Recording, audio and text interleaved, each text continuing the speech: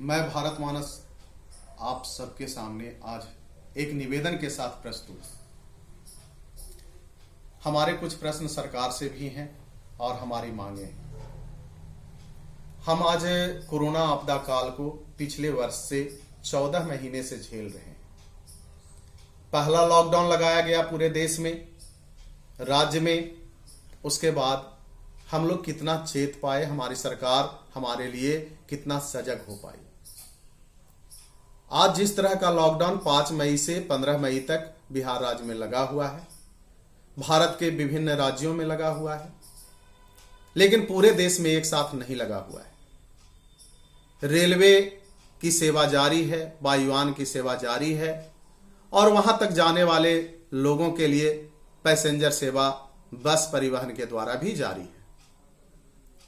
सुबह में हम लोग को समय दे दिया गया है कि 7 बजे से 11 बजे तक हमारे लिए छूट है कि हम सब्जी ला सकते हैं, अन्य जरूरी सामान ला सकते हैं। कहा गया है कि बिना कार्य के न निकले। कोरोना वायरस है, बता दिया गया है वैज्ञानिकों के द्वारा, डॉक्टरों के द्वारा लगातार प्रचार प्रसार मीडिया के द्वारा किया जा रहा है कि यह मानव से मानव को संक्रमित करता है। लेकिन जो संक्रमित है निश्चित रूप से उसको पता भी नहीं है कि वह संक्रमित है या नहीं है। यानी बहुत सारे ऐसे लोग हैं जिनमें कोई लक्षण नहीं दिखता है। तो ऐसी स्थिति में हम आम जन का क्या कर्तव्य होना चाहिए? क्या हमें प्रतिदिन सब्जी लाने के लिए, अपने जरूरी सामानों को लाने के लिए निकलना चाहिए कि एक दिन निकलकर 3 दिन 4 दिन के लिए स्टोर कर लेना चाहिए? और यह कार्य अगर पूरे बिहार राज्य में, पूरे भारत देश में एक साथ हो तो यह कोरोना वायरस कितने देर तक, कितने दिन तक हमारे देश में जीवित रह पाएगा?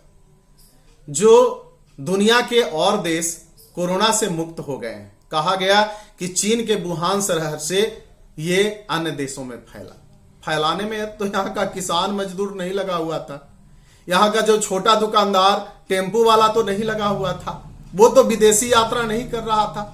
आप बड़े लोग ही यात्रा किए, बड़े बड़े पदाधिकारी, मंत्री, बड़े बड़े उद्योगपति प्रसाद तो लेकर चले आए। लेकिन आज चीन में इस कोरोना वायरस का हो हल्ला नहीं है। अभी आपने देखा उनके यहां 3 दिन का फेस्टिवल भी चलाया गया।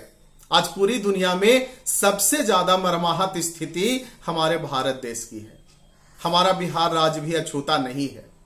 तो हमारा निवेदन है हम अपने आमजनों से कि आपको सुरक्षित रहना है। इतने दिनों में आपने कितने करीबियों को खोया है। मुझे दर्द है, पीड़ा है। हमने अपने कुछ करीबी को खोया है, हमारे कुछ रिश्तेदार काल कबलित हो गए हैं, कुछ निकट संबंधी, कुछ ऐसे लोग जिनकी पीड़ा असीम पीड़ा है अंदर। और ये हम समझते हैं कि हमारे देश के, हमारे राज्य के अन्य लोगों के पास भी है। आज कोरोना काल में यह भी छूट नहीं है कि आप दाह संस्कार के बाद उनका क्रियाकर्म भी कर सकते हैं पूरे आजादी के साथ। शादी विवाह भी आप आजादी के साथ नहीं कर सकते हैं। जरूरी चीजें हैं, लॉकडाउन के गाइडलाइन हैं। क्यों नहीं हम सरकार से जो मांग करते रहे हैं कि क्यों नहीं हमारी सरकार थोड़े से दिनों के लिए सख्त लॉकडाउन लगाए। जब डॉक्टर के द्वारा, वैज्ञानिक के द्वारा कह दिया गया है कि यह किसी भी वस्तु पर 7-8 घंटे तक जीवित रह सकता है या एक्टिव मोड में रह सकता है, जो दूसरे को संक्रमित कर सकता है, यह कोरोना वायरस। और वैसे लक्षण वाले जिनके पास कोई लक्षण ही नहीं है और उनको पता ही नहीं है कि कोरोना वायरस हुआ है, उनका जांच भी नहीं हुआ है, एक साथ आप सबका जांच भी नहीं करा पा रहे हैं और इतने बड़े देश में यह सक्षम भी नहीं है। और सबको एक बार में यह कोविड शील्ड का टीका, कोवैक्सीन का टीका लग जाए, यह भी संभव नहीं है। तो संभव तो इतना ही है हमारे सरकार के लिए कि आप सख्त लॉकडाउन लगाएं। हम लोग को रोज दिन निकलने के लिए छूट न दीजिए।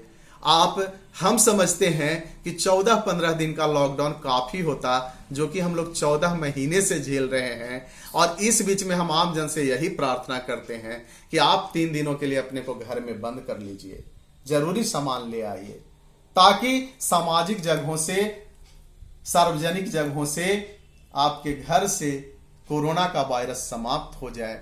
इन्हीं निवेदन के साथ आप सबको शुभकामना देते हुए कि जल्दी से जल्दी हम अपने लिए भी हम शुभकामना हमारी है कि हम जल्दी से हमारा राज्य, बिहार राज्य, हमारा देश, भारत देश इस कोरोना महामारी से मुक्त हो जाए।